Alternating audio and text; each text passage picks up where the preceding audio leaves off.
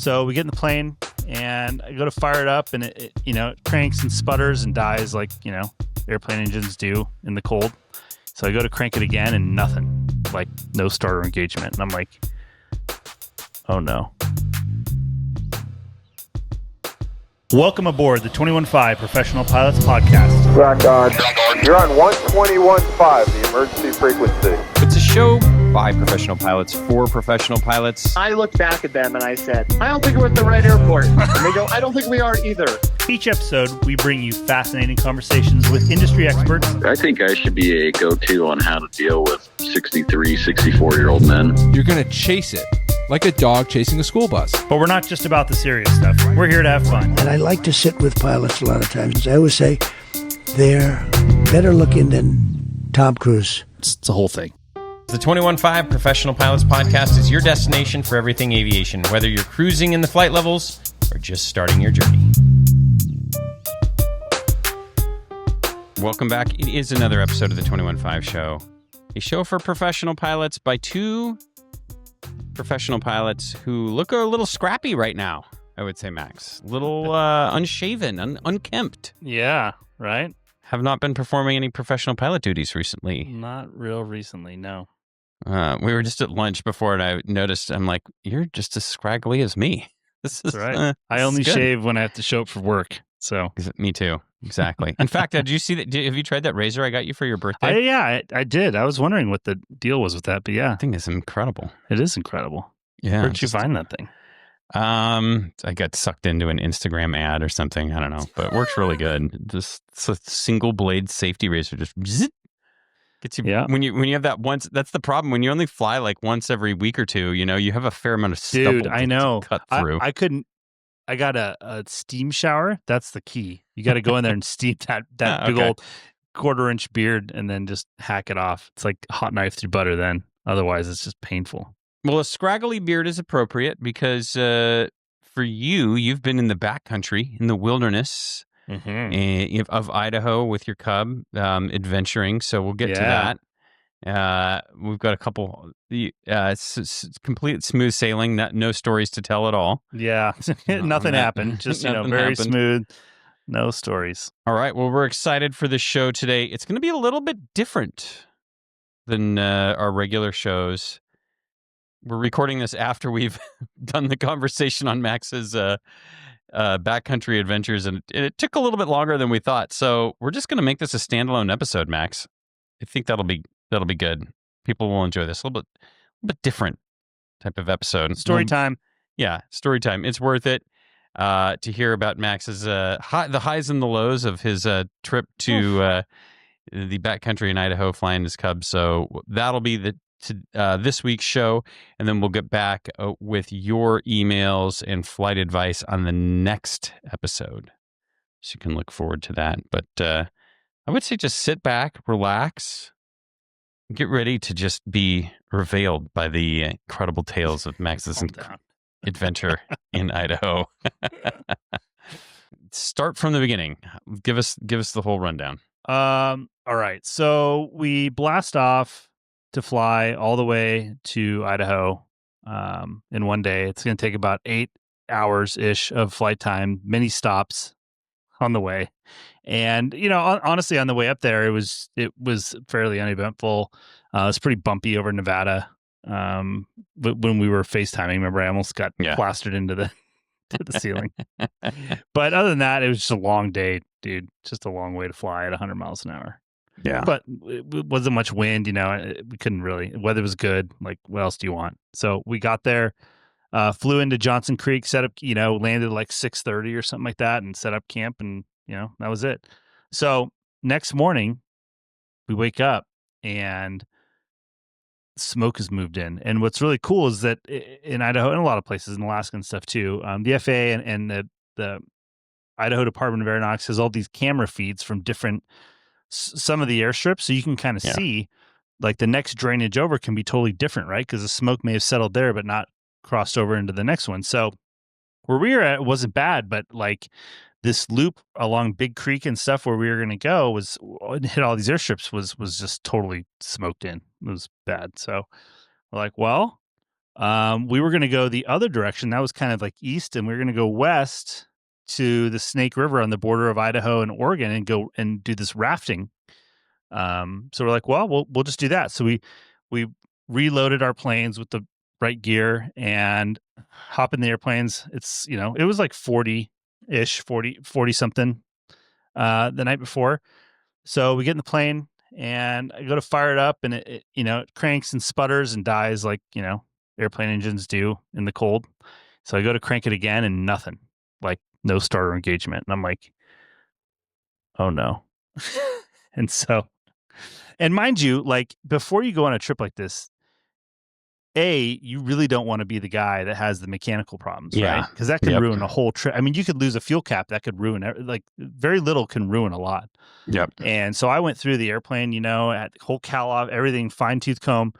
And so I'm like, hey, Sean, I'm like, tell him don't start up. And I'm like, and you hear a clicking of the contactor, but not, no starter engagement. So we're like, well, I guess we're pulling the cowl. So I take a million screws out, pull the whole cowling off, get a multimeter out. Sean's up there checking the starter while I'm, cranking it and not cranking it. And we determine there's power getting to it. And it's the starter contactor, the solenoid that engages the starter, right? And fortunately, it's a Hartzell. It's a SkyTech starter. Hartzell bought them, doubled the prices, so it's it's $900 starter, some stupid thing. But fortunately, the solenoid you can take off, and that is the same starting solenoid as on a Ford F-150 and a myriad of other things. So we take it off.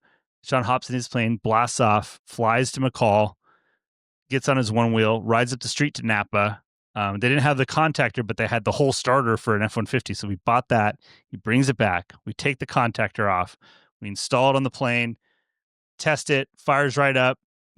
Great. I run it for a while, charge the battery, shut down. We put the cowl back on, and we're ready to take off by noon, which was actually fairly good. Impressive, I thought. I was like, wow, that's actually. And so the thing in Idaho, in that kind of flying, a lot of times, a lot of people will be on the ground by 11 or noon, right? Because as it heats up, performance goes down, the winds pick up, and but fortunately for he and I, we had pretty high performing airplanes, so we can get away flying later because the climb performance is better and everything. So we blast off at noon. We fly out west and we land at this upstream airport. We drop all of our gear there, and then we fly to downstream to this 700-foot strip that was right on the river. We land, we park my airplane, and then so here's the thing, it's totally at an angle, right? And if you have an airplane, especially a high wing airplane, or really any, but high wing gravity fed airplane, you park it at an angle, what's going to happen? Yeah, the fuel's going to cross it, right? So I turned the fuel selector to off, and in retrospect, you can turn it to just left or right. I turn it to off, and I'm like, all right. I'm like, Sean, I'm gonna take the risk of somebody stealing the plane from out here in the middle of nowhere and leave the key hung on the fuel selector because, after all this, I'm just terrified of forgetting that, right? And you're not high, right? You're flying up a canyon over a river, like the thing dies, you're done. So, or you're in the river at least. Yeah. So I leave the keys in the plane, hung on the fuel selector. We blast off in Sean's plane.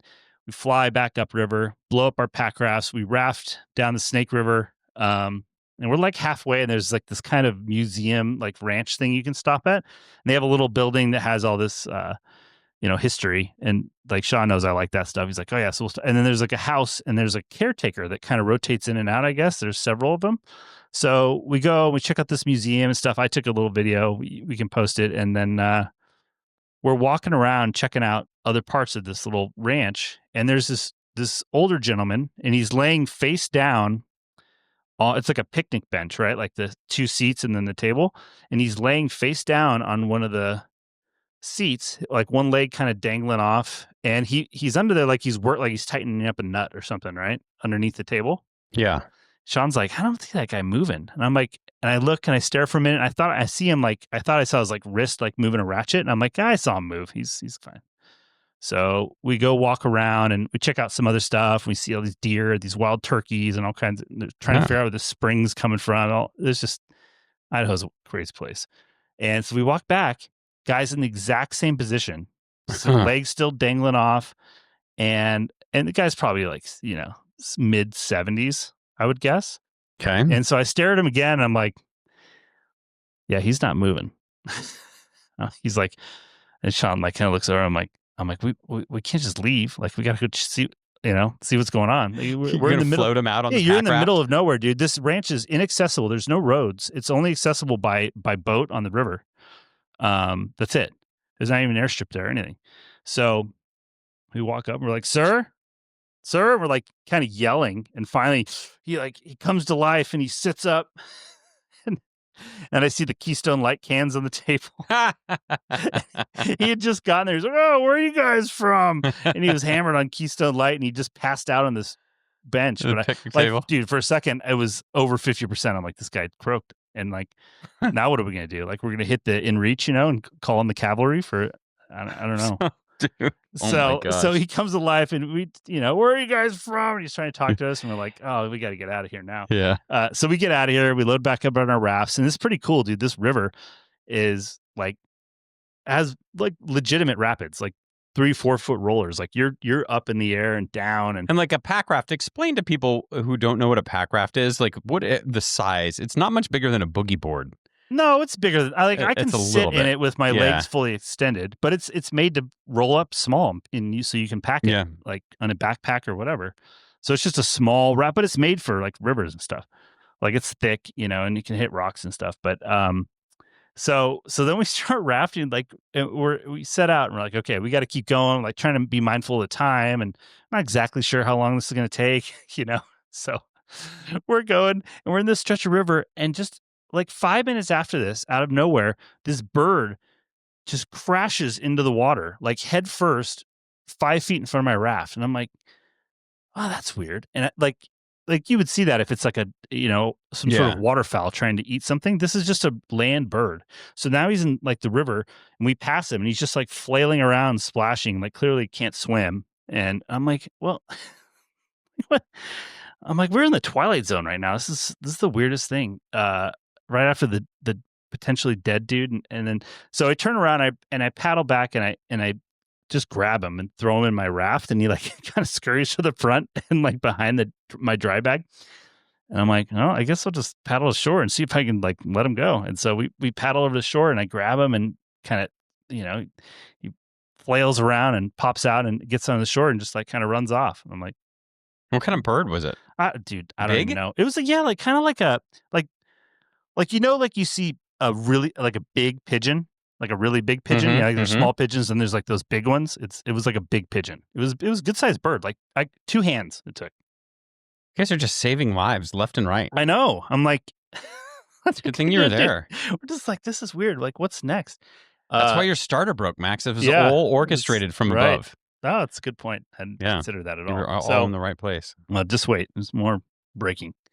So we paddle down. We ended up getting down. We hop out of the river. We blow our stuff down, or deflate our pack rafts, pack everything in the plane. So there's 2 of us in the plane. Luckily, it's like only 1,500 foot elevation, but it's like 4 in the afternoon or whatever. It's hot. Like it's like 90 something degrees, and the airstrip is 700 feet. Luckily, it's downhill at the takeoff.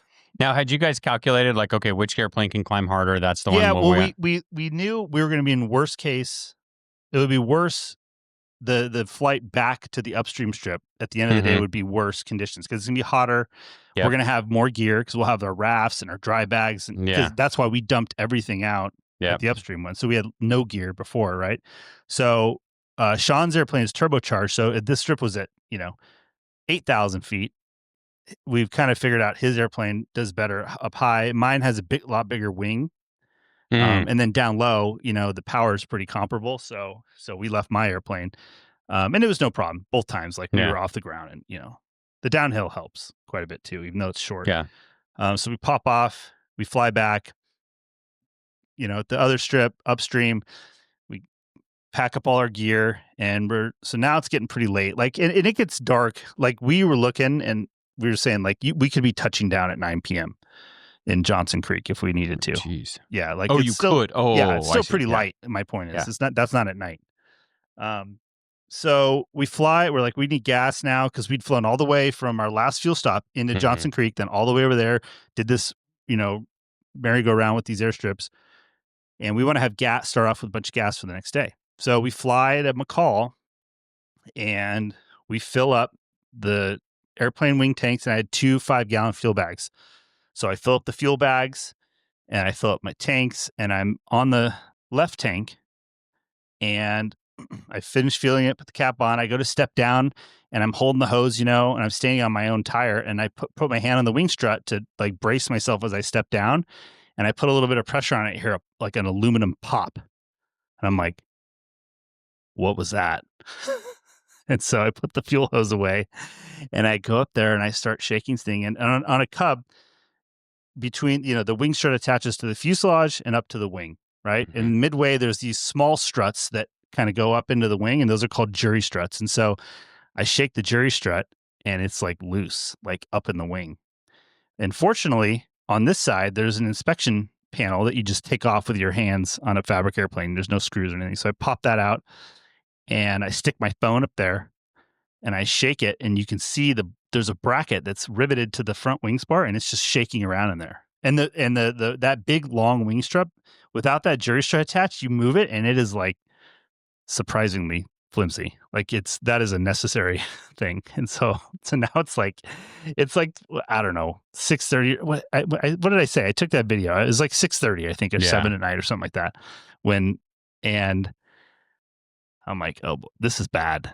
This is bad. And it's not really flyable. It's getting darker. It's getting late. So Sean and I are trying, and Sean is like master mechanic. I'm pretty good technically, and he's like next level. Like, so he looks at it too, and he's kind of like, dude, this is not good. Like we have tools to change a starter contactor. We have tools to, we don't have a rivet gun, and I don't have an angle drill, and I don't like so. But luckily, I'm like, this could be worse. We could be in the Pittsburgh landing where we took off. Like, at least I'm at an airport that has a mechanic, right? Yeah. And so we finally decide, and Sean's full of gas. We don't want to load up 2 of us, go back to camp. Then he's going to fly back. We don't know what the conditions are going to be tomorrow, smoke-wise, blah, blah, blah. So I'm like, all right, dude, I'm going to stay here. You go back to camp. And so I get on my phone, I get a hotel, grab my pack, load up what I had, which wasn't a ton, like, that I thought I could use. Did you have a phone charger or anything? Well, I have one in my plane, a USB-C to USB-C, and I have my Starlink battery, which is like a laptop battery, they say, and so I had a big battery, and that was pretty charged. So I grabbed that battery, my USB-C cable, and like my coat, and that's basically all I had. Yeah. That was useful. So I walk over to some gas. I'm like looking for a restaurant. They're all closed. And it's around, so there's like a gas station that has like a little deli. So I grab a chicken wrap and a toothbrush, and then I walk up the street to my hotel. I think I called you that night, didn't I? I'm like, dude, listen to this. So I start doing research, and this is like a known issue on some of these Cubs. They put these big motors, and they vibrate, and the rivets, what had happened, the rivets sheared off in that bracket. Like the bracket was loose. So the rivet was half broke off in the bracket, and the other half was in the wing spar. And I emailed Cub crafters, and luckily they're really good. Like this guy, Pete, he's like the Cub guru, and he answers the emails, and he knows. So he's like, yeah, he sends me a service bulletin, but it wasn't for actually my model Cub. So I want to make sure, and it calls out these rivets, right? And so basically what they do is they had squeeze rivets in there, and you take the squeeze rivets out and you replace them with steel core, what's called Cherry Max rivets, which are very, very strong pop rivets. But the grip length, how long the rivet is very dependent on the thickness of the material you're riveting together. And so I'm like, hey, this isn't for my plane. I just want to confirm this is the right grip length for these rivets will work for my plane, because the wing spar might be thicker or thinner or whatever, right? You don't know, and you can't see. And I didn't have, there's a tool, but I don't have a grip length measurement tool either. Surprise. You didn't pack that in your day bag on the river rafting trip? No, I was trying to go light. So anyway, so I'm figuring this out in the hotel. I'm like, okay, let's see. Worst case, I can get Aircraft Spruce to overnight Saturday delivery. This is on Friday. Overnight Saturday delivery some rivets, and I looked that up. It's $60 to overnight, these dollar rivets, and they're back ordered. And I'm like, okay, well, hopefully Cub Crafters has them. If this dude, the airport doesn't. So I'm like, whatever. So I go to sleep, wake up, throw on my pack, walk back to the airport, and go to the FBO. And I'm like, hey, what time do the maintenance guys get in? They're like, oh, he's on. They're all on vacation this week. And I'm like, dude. And so my heart sinks. I'm like, oh no, this is not good, dude. So then I get desperate, right? And I'm like, so then I call you. I know you knew a dude that lived in McCall that was in the GA scene. So I call him. I'm trying to find somebody that like at least is building a plane that has these tools, just anything, right? And so I'm doing this, and he comes by. He's cool. And then finally, I talked to the maintenance manager at the airport that the FBO gal. She's like, call this guy. He'll know. And he calls the dude that owns the maintenance shop, and he had just got back late last night. So I'm like, oh, saved, right? So he says he's going to come in at noon, and I'm like, well, this is all going to be a moot point unless he has, 4-4 Cherry Max rivets. So he goes, well, so he's on the phone with this dude, and we go into his shop, and he tells us where to look, and I find the rivets. I'm like, oh, we have the rivet, and this guy's like, yeah, you could just pull it in the shop, and we could, and I'm like, it's fine. I'll wait till you get here. So we go to Ace Hardware with your buddy JP that I met. Yeah. He was super cool, super helpful. So we go to Ace. I get this is Sean's idea, a spring loaded center punch. And I go buy one for $20, go back to the plane while I'm waiting for homeboy to come in at noon. I get up there and I start punching the rivets, and I was able to punch the rivets out because drilling them was going to be a real. Yeah. You couldn't get in there. A real, thing, like to get it without messing up the spar to get just the rivet. Okay, so I get in there with the center punch. I was able to punch the rivets out, so you have a nice hole, and I punched them out of the bracket. So, the old man that owns the maintenance shop, it's like his son that works there and stuff, and he's the one that came back. So he rolls in. We dragged the airplane over to his hangar and clean up the holes, and we were able to slam in 3 roots, and we're good as new, right? So I get the plane fixed. It's about noon, right? So the prime time of flying day. So now I look at the cameras, Sean hasn't gone anywhere. The smoke's moved into Johnson Creek. So it's all smoky there. McCall's like 4 miles visibility, smoke everywhere. So I'm like, dude, well, at least the plane's fixed. So did you go do some pattern work? Did you go do some? Well, what's funny. So I'm sitting in the FBO.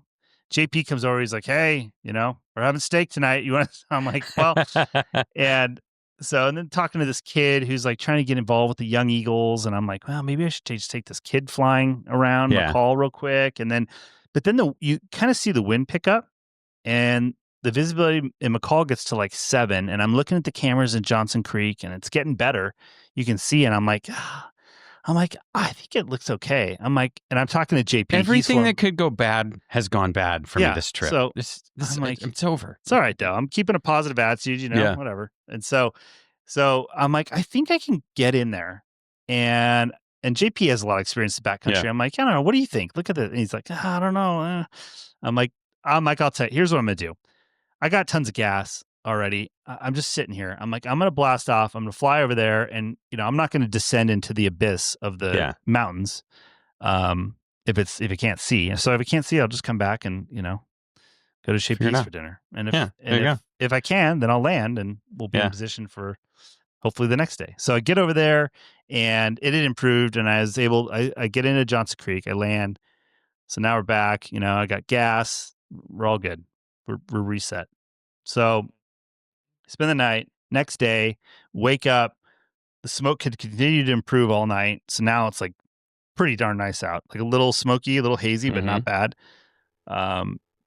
Get up in the morning. Plane fires up. We blast off.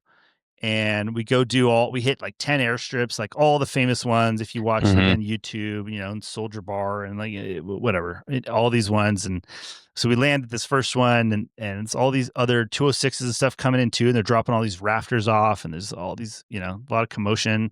We blast off, and we just did all these just really cool airstrips. And I took some videos on the metas. If you, I'll send them to the Khaleesi to do what she wants. But And we ended up at Big Creek and had this big breakfast, and did the whole thing. Like that's like the quintessential kind of Idaho loop that you want to do. And so we did that and everything was awesome. It's like, dude, that is like the most fun I've ever had in an airplane. Like if that's what you're into, if you're into the outdoors and backcountry flying and whatever, like, or you think you are, like, I don't care if you have to lie, cheat, steal, do whatever you have to do to make that happen. Like, don't go there by yourself, like for the first time. Like, don't fly like a Vans RV4 there either. That thing climbs good, but yeah, it's that is that's the pinnacle probably for me of doing that stuff. Because the thing is, I mean, it's very, it's very hands-on, high stakes flying. Like you get comfortable doing things that are not supposed to be comfortable, like flying, very low over the trees and flying regularly with the canyon wall 30 feet off your wing. Like that, it's weird because that becomes normal. Your new normal gets reset and it's weird, but it does. And then, because that's what you have to do to put yourself in position to land a lot of places. And, kind of threading the needle over the river and then turning and right as you roll wings level, touching down or between trees. And like, it's just, you're doing stuff that kind of goes against a lot of what you've learned in your other flying. And then it's a whole new thing. It's really cool. God, it looks amazing. Even just the pictures and the videos. I know our buddy Roy, who's been on the show before, they always do they have like a annual camping trip, I think, up at Johnson Creek. And he says they always like convert one or two people who've like tagged along or something, like you're saying, like get up there one time and try it, Yeah. And the videos, just like anything, the videos don't do it any justice of like sitting in the seat. Like, all right, this is it. Like this is all you have. And there's no go around here. Like, so don't screw up. Make it count. Yeah. And that being said, get the highest performing airplane you can afford, because like I was thinking about back there, and the Moose actually climbs and performs really well, but it's just not as like nimble and the landing gear and everything. And like these Cubs, or they refer to them a lot of times as big tired Cub-like aircraft. So like, Sean's Rands or whatever. Those airplanes with big motors really give you a lot more safety margin. Like because we were multiple times in downdrafts, we were full power. And there's other guys that have been in that situation that are still descending. We never got in a situation where we're still descending. You can usually climb against that at full power, but and you see the people take off, and like the climb rate in front of you is just not. And people do it. They've done it for forever. They do it every day in 206s and everything else, but it's just, you can just turn a Cub around at 50 knots in a climb, in just such a small space. And so I think that helps too. A lot of like the, trying to make sure you come home but you fly over that stuff. And that is some of the roughest, most remote, inhospitable terrain I have ever seen. Like, you look down and you're like, if you have an engine failure right now, like it's your options are a rocky 60-degree hillside, landing at the bottom with 100-foot tall trees, or putting it in the river. That is it. And the best option turns out is putting it in the river, but we'll talk about that in a little bit. So that ended up working out good. And then, there was weather coming into Phoenix and all this. So we're like, you know what, we'll head out the next morning. And so we, get up, pack up all our stuff, and I take off. I have to stop in McCall because I didn't have quite as much gas left over as Sean. And so we're going to like meet up. So I go to McCall, get gas, blast off, start heading south, and stop. And then I figure out I'm going to need a fuel stop because of the winds that Sean doesn't. This is one of the things I identified about my airplane is I need like 5 more gallons of fuel, like on the airplane. Just that extra, because he carries like 3.5 gallons more, and like when we're bouncing around, he's a little bit more efficient too, so it comes out to about 5 gallons more, and that makes like all the difference. But anyway, I got a solution for that, hopefully. But so we're supposed to meet stand by up for a new show sponsor, folks. Yeah. So I land and Do I'm you like, need figure a out fuel pod for your Cub? on this one leg, I'm gonna need another fuel stop. So I'm like, so I blast off right as he's landing. Like, and Yeah. I take off. I go to Ely, Nevada to get gas. I land, and this dude, he's like, "Hey, what do you need?" I'm like, "Oh, I just need gas, and I'll be out here." He's like, "Oh, well, the FBO's closed on Sundays." Mechanics are I'm on like, vacation. "What?" He's like, "Yeah, it's real stupid." He goes this whole thing, and super, just a nice local dude that saw me land, see what I needed. So we call old boy, and he's like, "Oh, my radiator hose just burst, but I'll be there as soon as I can." I'm like, "Fuck." I'm like, this is gonna take forever, right? And so I'm like, whatever. I got to make a sandwich and have lunch. So this dude's just, we're just talking aviation. Local, used to be an aviation attorney, has a RV8, yada yada. So he's just kind of yakking my ear off. I'm making my sandwich. I'm just hanging out, waiting for this guy to come, and then another local airport dude rolls up, and this guy looks like got the big long beard. He's probably mid-70s, and he's like, "Oh, Tim's here. Tim's got 21,000 hours in tail wheels." Well, and so I start talking. He's like, "Yeah, I grew up in Salmon. I learned to fly all those airstrips when I had like 60 hours." I was like, "Whoa!" Like back in the day. Wow. Like, Yeah. back in the day. Yeah. So I'm talking to Tim, and I'm like, "Tim, I've been thinking about something all week since you've been there so long. So if you have an engine failure, my sense is the best thing to do is to put it in the river." He goes, "Yeah, you'll be putting it in the river."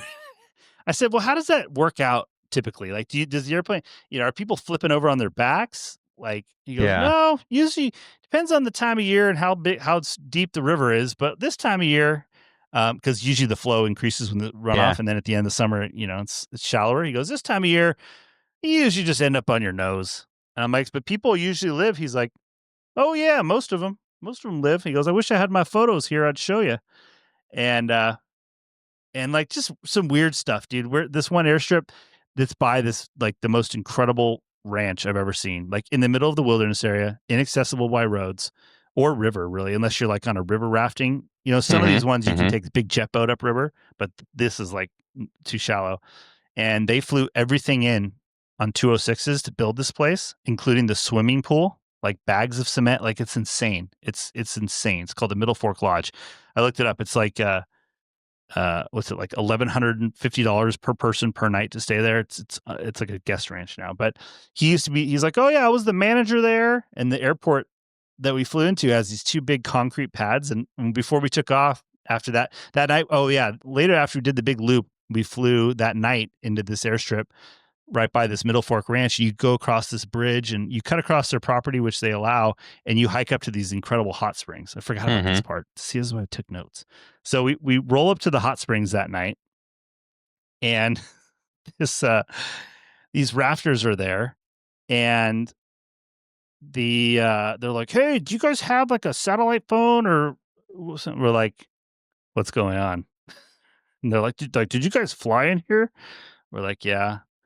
And they're like, "Well, we have a head injury, and this older woman, like way too old to be out doing what they're doing, had fallen up by the hot springs. It's really slick, the rocks and stuff, and she'd fallen and hit her head and like was bleeding. And they said like, but she was like kind of walking around. She seemed pretty stable. And I'm like, "Well, what's going on?" They're like, "Well, could you guys get her out if we," and I'm like, whoa. I'm like, like, what are we talking here? I'm like, so we're trying to assess the situation. And they're kind of like, they're all over the place, these guys, right? Yeah.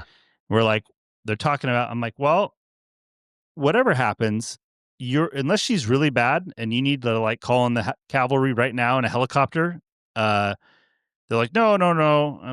They're like, well, I'm like, float her down to the airstrip, because if you're going to charter a plane or one of us are going to take you or whatever, you got to get her to the airstrip unless you're going to hike 40 minutes, because it's a 40-minute hike. We just did it.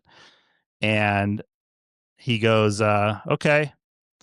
I'm like, we'll be at the airstrip in an hour. And if she's in really bad shape and needs to get out, I'm like, I can take her. I can get to McCall. I have enough gas to get to McCall. I've been to McCall like 100 times at this point. I'm very familiar at this point. I'm going to be stranded again. So I'm going to be back at the Super 8 motel across the street. You know, but obviously we're not going to leave somebody in need in the middle of the backcountry. So, so that was like another thing. Like, so we go in the hot springs and we kind of chill, and then we hike back, and like they were still screwing around, and they ended up having a satellite phone. So we're like, well, you know, we never heard from them again, so we didn't have to have to fly her out. Just got to be ready for anything, dude. And the funny thing is, though, it's always the people that are least prepared that always need the help. Yeah. Like if you look, you know, we have Sean and I each have Garmin and Reaches. Always carry them when you're back somewhere, right? And if you look at the statistics, because Garmin, they'll send out these like stories of how the Reach saved the day, you know, for people.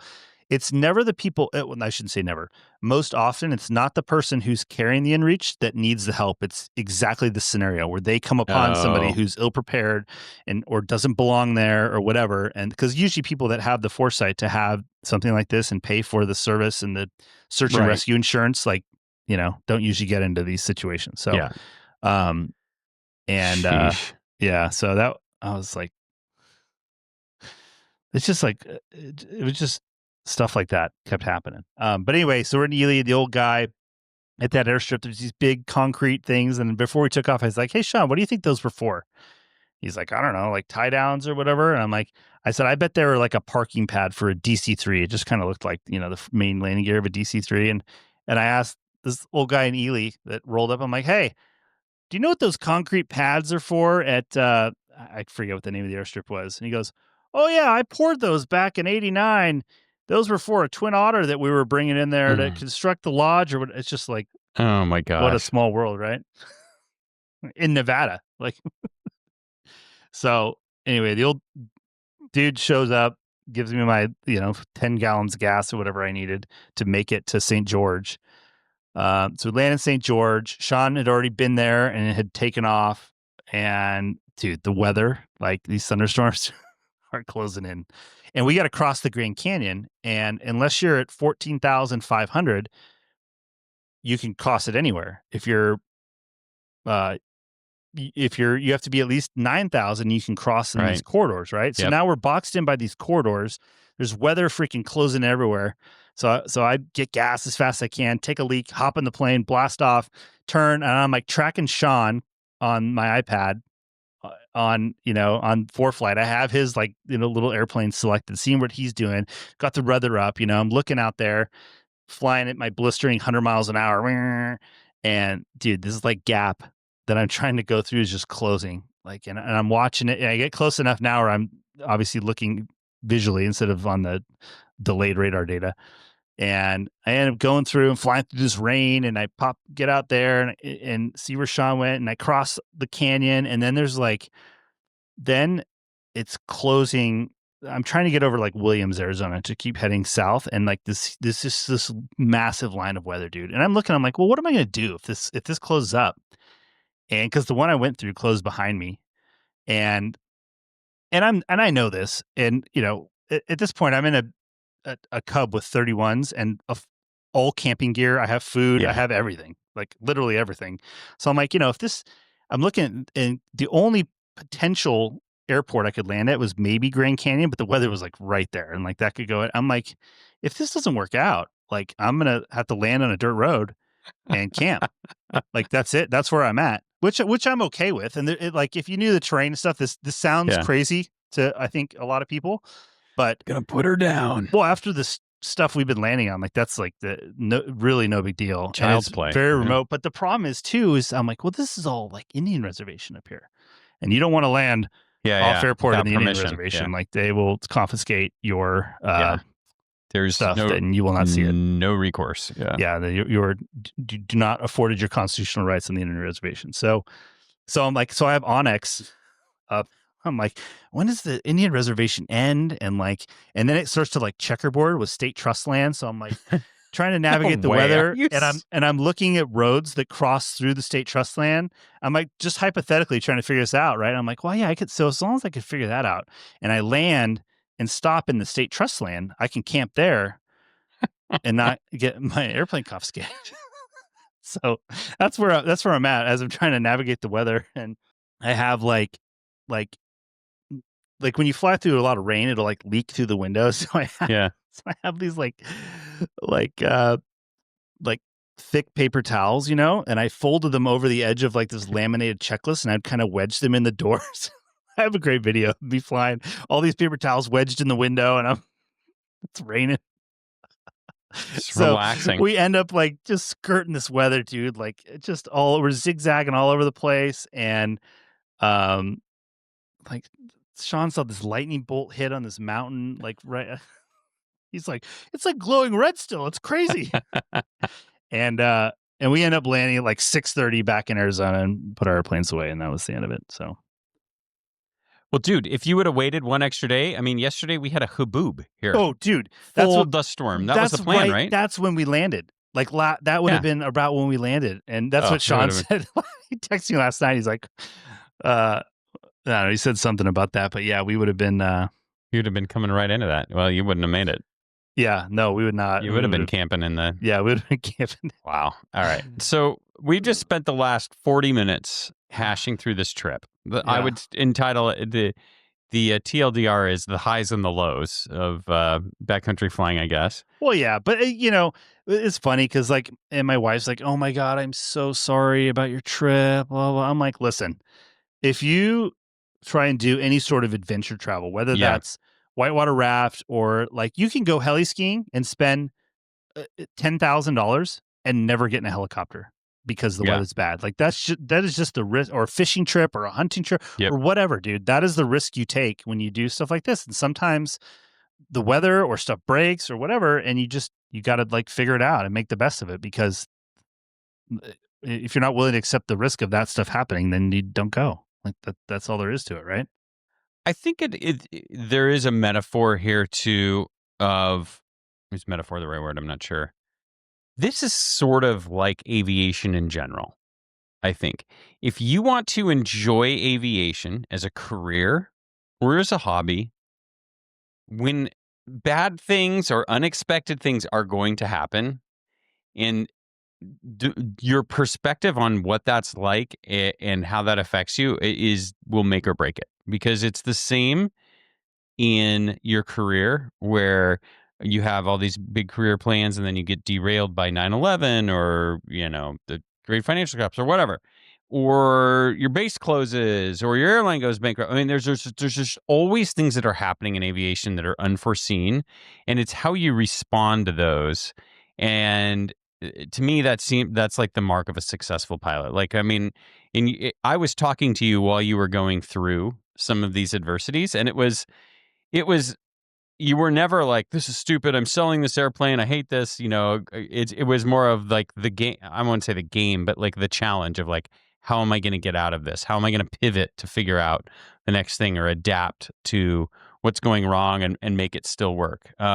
It might even be the flexibility is the key to air power mantra a little bit, but but you know what I'm saying though? Like for sure. I think that's life, right? Yeah. Life, there's adversity and everything. I think in aviation, it's maybe magnified a little bit, or more volatile, or whatever you want to say. Mm-hmm.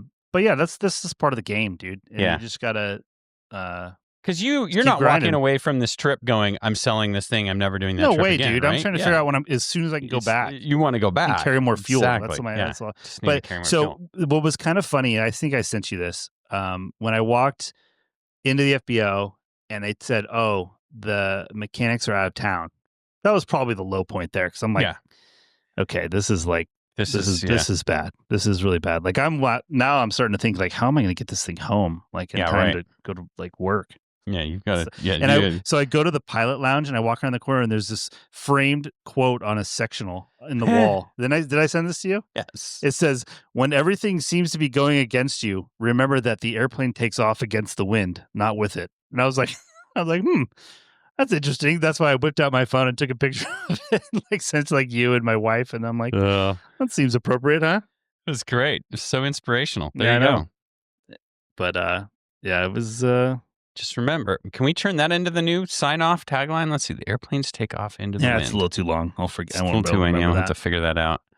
Wow. What a trip. Well, hopefully folks enjoyed this. I mean, because it was funny, because we're like, will we talk about this trip? Will there be anything to share? And After about 2 days, I was like, "Hey, we're gonna have an entire This is a episode whole on." show. Yeah, but whatever. It's all part of the adventure. It was all very fun, and I don't know.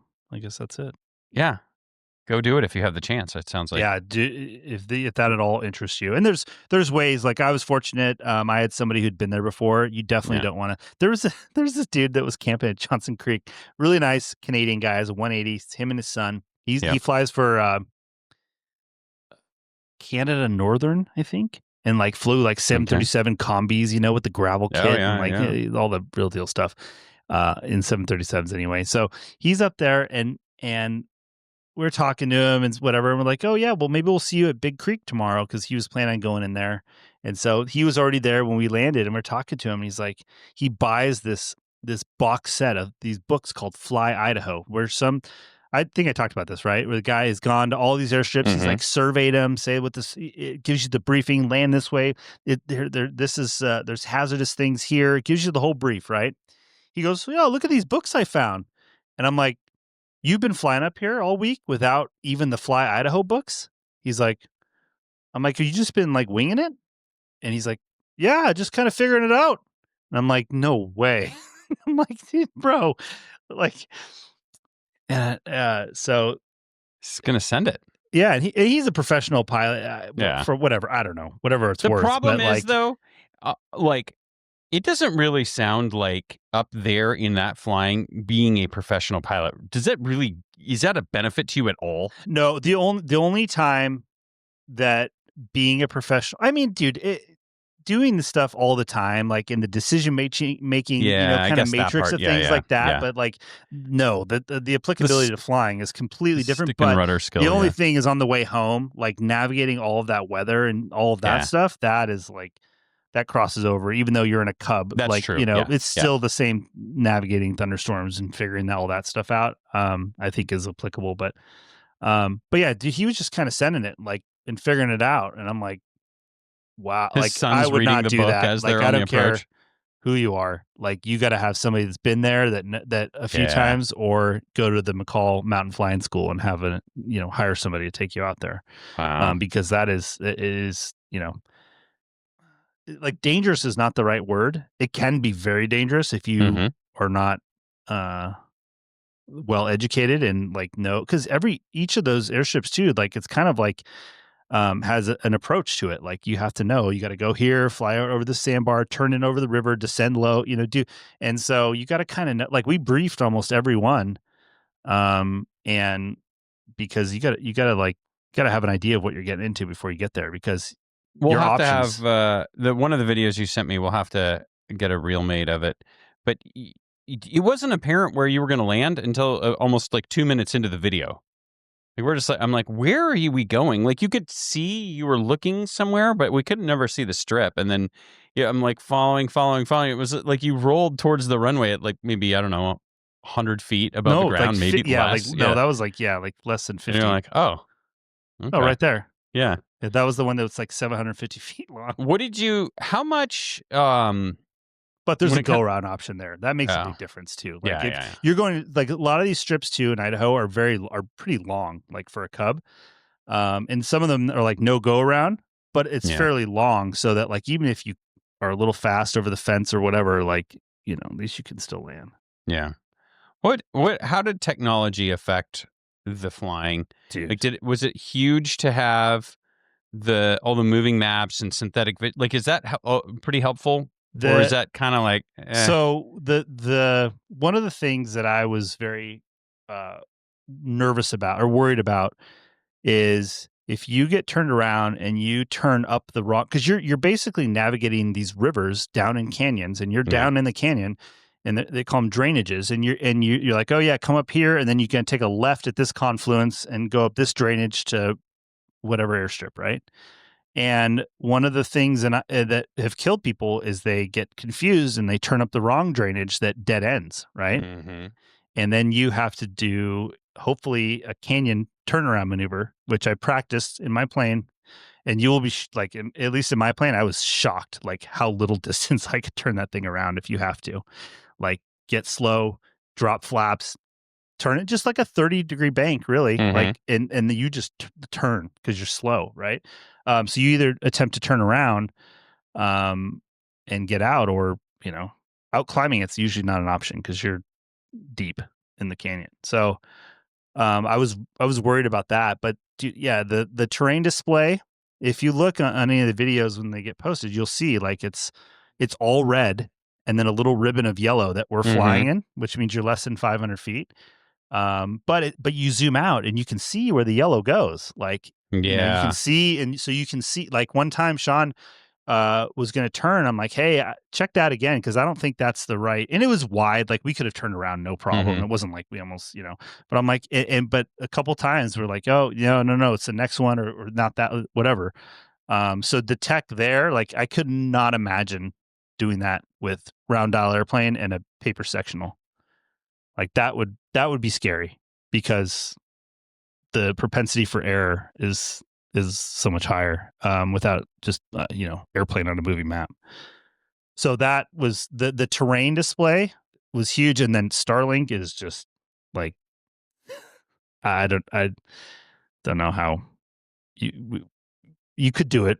Obviously, people have done it for many, many years, but it is just such a help. Just because, too, you can pull up the cameras, like, while you're flying. Oh, yeah. You can call people. You can, like, the weather, all the data, because ADS-B, there's no ADS-B down in the canyon, dude. Like, there's nothing. And so, and it works all the time.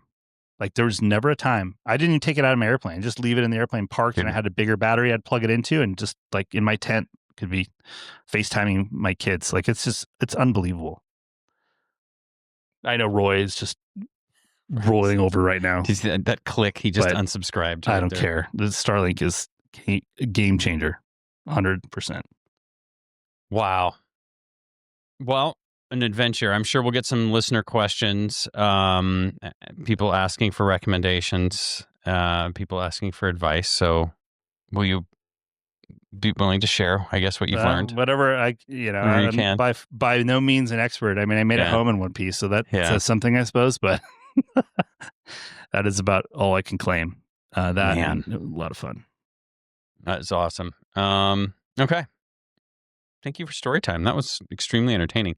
I mean, I wish I would have recorded a couple of those phone conversations we had while you were trying to do some of the repairs. It was really spiraling there for a little while, and then ups and downs, but overall pretty cool. All right, Max, well, that was thank you for sharing. Thank you for going through all of that so that the rest of us could be entertained. Yeah, you're welcome. It's all about the content. You just did it for the gram. You know right? me. Yeah, it's all so I can put a bunch of stuff on Instagram, be recognized. Yeah, that's my goal. Although I will say, can you share some pictures and can we post the cool 21.5 logo you put on the Cub? Yeah. It's really sharp. I know. So. The FBO dude at the McCall Airport, which sees a lot of Cubs, I'm sure. Yeah. He's like, that's one of the coolest paint jobs I've seen on a Cub. I was like, oh, really? You say it's actually a sticker, bro. Yeah. I'm like, it's just gray. It's stickers. That's like, cool. I know. That was like a great compliment from like that dude in that area. I was like, wow, at that really? area. Yeah, that's legit. That is legit. Good frame of reference. So. We'll check our social media. We'll have some videos coming up of Max's adventure, and we'll be back next week with more great professional pilot content. We'll get back to the mailbag, flight advice, etc. Thanks to all of our sponsors who make the show possible. Of course, our buddy Tim Pope. Did you have to run this by Tim Pope, Max? Did he have to did he spreadsheet? No, he didn't. He didn't have to spreadsheet it out. It was under the threshold. You're under the threshold. You're good to go. Just got gas, the green light. He said, just have fun. Okay, good. Tim Pope, Advanced Air Crew Academy, Harvey Watt, Vaerus Jet Sales, the Air Comp Calculator, Pro Pilot World, everybody that comes together to help bring us the ability to record these shows. We appreciate it. And of course, the listeners, we'll be back with your questions in the next episode. Until then, remember, flexibility is the key. Wait. No, I thought you were going to say Oh. When there is a headwind, See, this is why you can't do it, dude. Because I can't remember it all. When everything seems to be going against you, remember that the airplane takes off against the wind, not with it. All right, I think we'll stick with flexibility as the key to air power. That's just a cameo. That's all we'll do. All right, that's gonna do it. See ya. All right, see ya. The statements made in this show are our own opinions and do not reflect, nor were they under any direction from any of our employers.